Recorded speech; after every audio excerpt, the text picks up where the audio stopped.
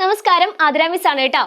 എടാ, നമ്മളെ എക്സാം ഇതാ ഇങ്ങ് അടുക്കാറായി. അപ്പൊ നമുക്ക് ഒരുപാട് കാര്യങ്ങൾ അറിയാനുണ്ട് ഇനിയും അല്ലേ, നമുക്ക് കുറച്ച് കാര്യങ്ങൾ കൂടെ പഠിക്കാനുണ്ട്.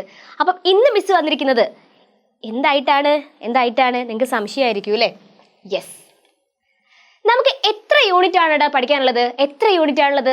യെസ്, 8 യൂണിറ്റ്സ് ആണ് നമുക്ക് പഠിക്കാനുള്ളത് അല്ലേ? നിങ്ങൾക്ക് വല്ല വിചാരമുണ്ടോ ഇത്ര ചാപ്റ്റേഴ്സ് ആണ്, എത്ര യൂണിറ്റ് ആണ് പഠിക്കാനുള്ളത് എന്നുള്ളത്? അപ്പം അറിയാത്തവർക്കായിട്ട് മിസ് ഒന്നും കൂടെ ഓർമ്മിപ്പിക്കാൻ വേണ്ടിയിട്ടാണ് പറയുന്നത് കേട്ടോ. 8 യൂണിറ്റ് ആണ് നമുക്ക് പഠിക്കാനുള്ളത്. ടോട്ടൽ എത്ര ചാപ്റ്റേഴ്സ് ആണ്? 18 പാഠഭാഗങ്ങളാണുള്ളത്. 18 പാഠഭാഗങ്ങൾ, ഇതൊക്കെ നമുക്ക് പഠിക്കേണ്ടതാണ് കേട്ടോ. യെസ്, ഏതൊക്കെയാണ് നമുക്ക് ഓരോന്നായിട്ട് നോക്കാം അല്ലെ. ഒന്നാമത്തെ യൂണിറ്റ് അമൃതം, വെണ്ണക്കണ്ണൻ, സ്നേഹം താൻ ശക്തി, കുടയില്ലാത്തവർ. ഇതൊക്കെയാണ് നമ്മുടെ ഒന്നാമത്തെ യൂണിറ്റിൽ വരുന്ന ചാപ്റ്റേഴ്സ്. രണ്ടാമത്തേത് എന്താണ്? ഹരിതം, എൻ്റെ പനിനീർ ചെടി, ഞാവൽക്കാട്. ഇനി മൂന്നാമത്തെ യൂണിറ്റിലോ മഹിതം, പത്തായം ഓമനയുടെ ഓണം. നാലാമത്തെ യൂണിറ്റ് രസിതം, നെഹ്റു ട്രോഫി വള്ളംകളി, ആര് പഠിപ്പിക്കും. 5 മധുരം, ഊണിന്റെ മേളം, താളും തകരയും. 6 മേളിതം, മലയാളം മുരളി കണ്ട കഥകളി. 7 മോഹിതം, നിലാവിനോട്, കുത്തബ് മിനാർ, കുട്ടിയും തള്ളയും. 8 ചരിതം, പഴശ്ശിത്തമ്പുരാൻ, ഹോക്കി മാന്ത്രികൻ. മക്കളെ, നമുക്ക് പഠിക്കാനുള്ളത് എത്ര യൂണിറ്റ് ആണ്? 8 യൂണിറ്റ് ആണ് നമുക്ക് പഠിക്കാനുള്ളത്. അതിൽ 18 പാഠഭാഗങ്ങളാണ് നമുക്ക് പഠിക്കാനുള്ളത് അല്ലേ? നമ്മളെല്ലാം സെറ്റാക്കി പഠിച്ചതാണ് അല്ലേ? ഇനി നമുക്ക് എല്ലാ പാഠങ്ങളിലും എന്തൊക്കെയാണ് പഠിക്കേണ്ടത് നോക്കിക്കോളൂ.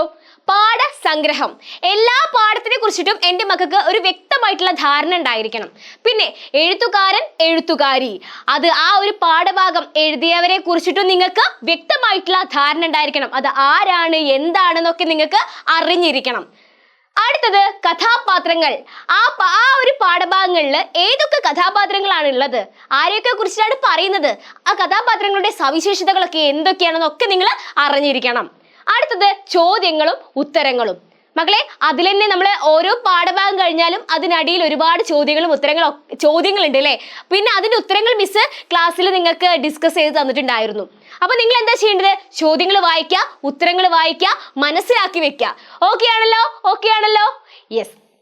ഇനി നമുക്ക് എക്സാമിന് വരാൻ ചാൻസ് ഉള്ള കുറച്ച് പ്രവർത്തനങ്ങളാണ് മിസ് ഇവിടെ പറയാൻ പോകുന്നത്.